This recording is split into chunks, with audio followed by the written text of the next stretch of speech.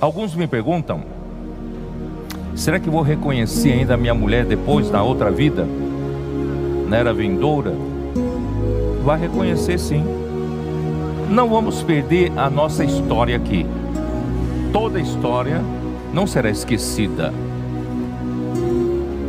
Só que eu vou dizer uma coisa para você, talvez você vai ficar de boca aberta. Nós vamos reconhecer, porque nós temos uma relação especial com alguns, não é isso?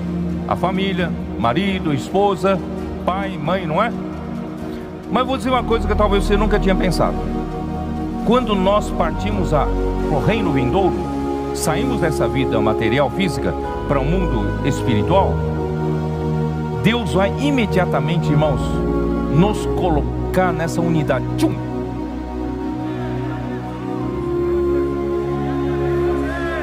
Nós vamos estar tão ligados em Cristo e em Deus, tão conectados nessa unidade, esse relacionamento que eu tanto aprecio hoje com minha mulher, com meus filhos, tal, esse relacionamento é muito especial. Claro, eu tenho uma relação especial com a minha família do que com vocês, por mais que eu seja edificado com vocês. Mas, irmãos, naquele dia, a relação com os outros será tão intensa, tão maravilhosa, que até essa relação especial aqui, irmãos, fica em segundo plano.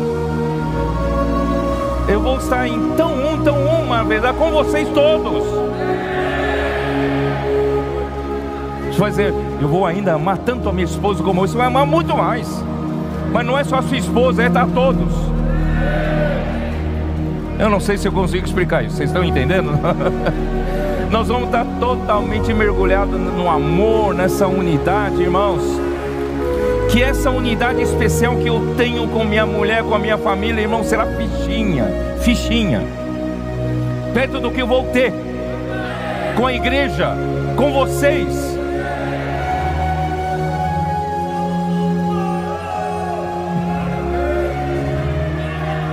Cristo é quem vincula todos em um todo.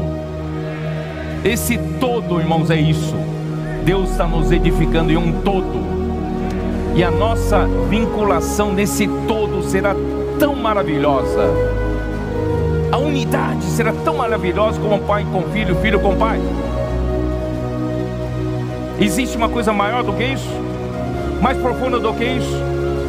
Será que a relação entre eu e minha esposa é maior do que isso? Não é, irmãos.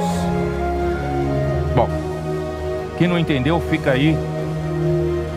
Quando acontecer naquele dia, você vai lembrar: opa, Pedro falou sobre isso.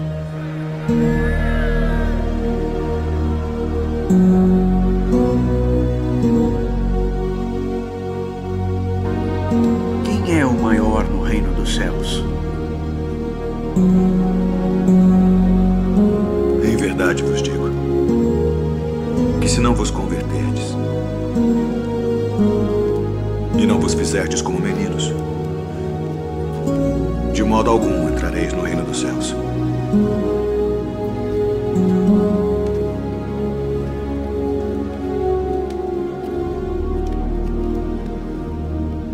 Portanto, aquele que se tornar humilde como este menino, esse é o maior no reino dos céus.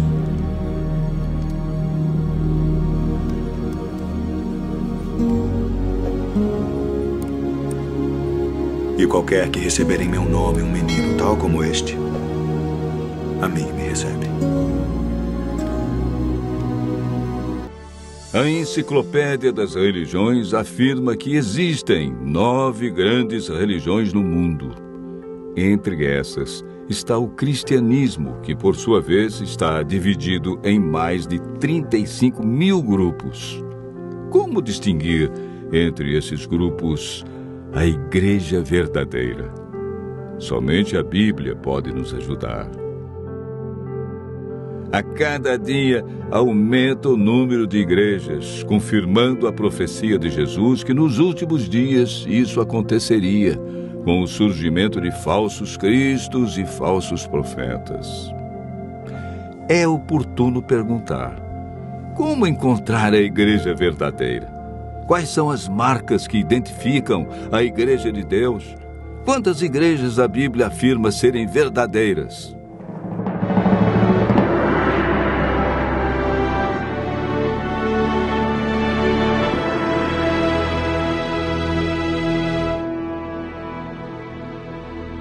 O apóstolo João afirma no capítulo 7, verso 17: se alguém quiser fazer a vontade dele, conhecerá a respeito da doutrina, se ela é de Deus ou se eu falo por mim mesmo. Paulo escreveu a Timóteo que a Igreja do Deus vivo tem colunas e é baluarte da verdade. Para João, quem quer fazer a vontade de Deus e encontrar a igreja verdadeira deve observar a doutrina. Paulo enfatiza as colunas, ou seja, a estrutura que dá apoio e que sustenta a Igreja de Deus na terra. Hoje vamos apresentar 8 colunas que sustentam sua igreja. A primeira coluna encontramos em Efésios 2, versos 19 e 20.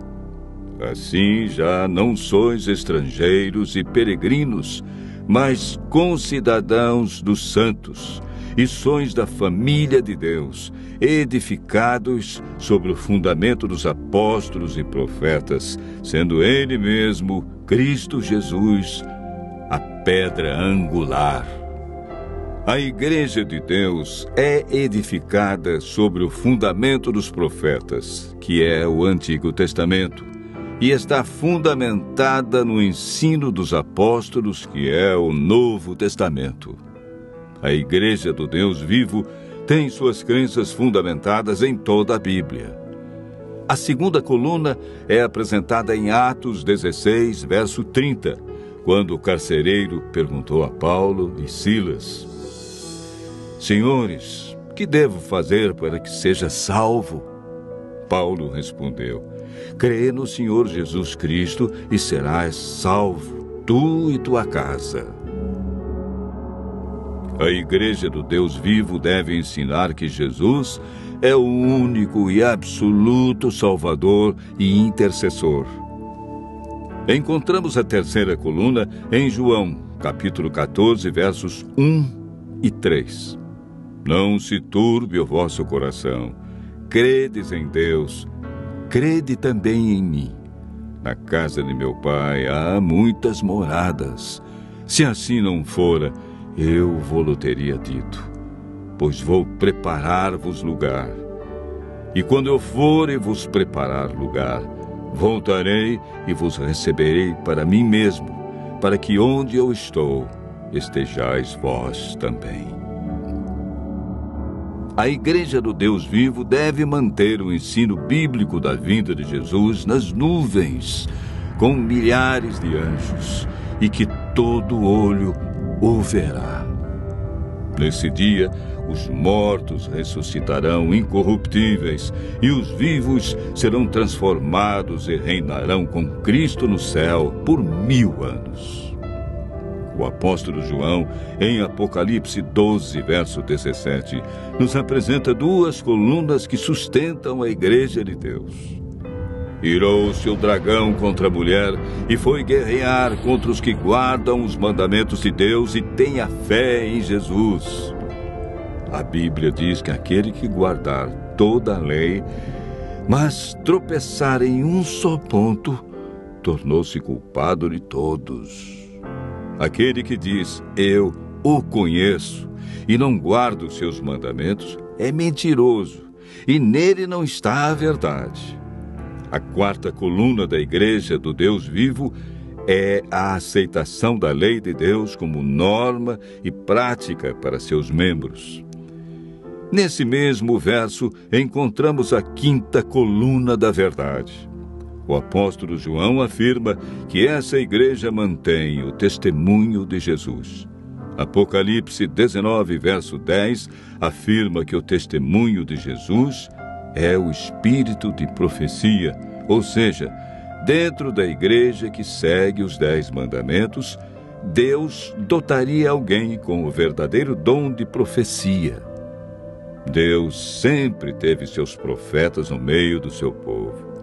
A igreja do Deus vivo deve ser guiada pelo dom de profecia. A sexta coluna está relatada no capítulo 58, verso 13 do livro de Isaías. Se desviares o pé de profanar o sábado e de cuidar dos teus próprios interesses no meu santo dia, e se chamares ao sábado deleitoso e santo dia do Senhor, digno de honra, e o honrares não seguindo os teus caminhos, não pretendendo fazer a tua própria vontade, nem falando palavras vãs. A igreja do Deus vivo não ensina as pessoas a abandonar o quarto mandamento da lei de Deus. Ela aceita o sábado como o verdadeiro dia de adoração a Deus. A sétima coluna da verdade está relatada em Apocalipse 14, verso 6. Vi outro anjo voando pelo meio do céu, tendo um evangelho eterno para pregar aos que se assentam sobre a terra e a cada nação e tribo, língua e povo. No Apocalipse, anjo significa mensageiro. Temos aqui 3 anjos indo a todos os lugares do mundo. A igreja do Deus vivo deve levar o evangelho eterno a todos. Ela não é um movimento local, estadual ou de poucos países, e sim mundial. A oitava e última coluna é apresentada pelo apóstolo Paulo em 1 Coríntios, capítulo 6, versos 19 e 20. Acaso não sabeis que o vosso corpo é santuário do Espírito Santo, que está em vós, o qual tendes da parte de Deus, e que não sois de vós mesmos? Porque fostes comprados por preço.